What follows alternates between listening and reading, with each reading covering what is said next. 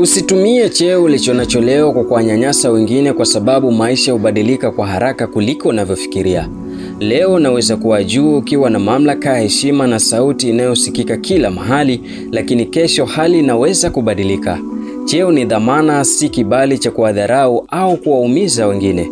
Uongozi wa kweli haupimwi kwa ukubwa wa mamlaka, bali kwa namna unavyowatendea walio chini yako.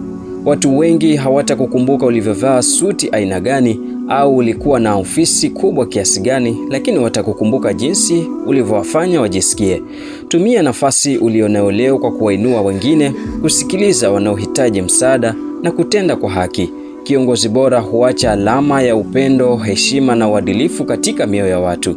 Kumbuka, kile utakachokipanda leo ndicho utakachokivuna kesho. Panda wema, heshima na huruma. Siku cheo kitakapokuwa historia, tabia yako ndiyo itakayobaki kuwa simulizi nzuri katika maisha ya wengi. Mimi ni Simon Kaingu na huu ni Usia wa Maisha.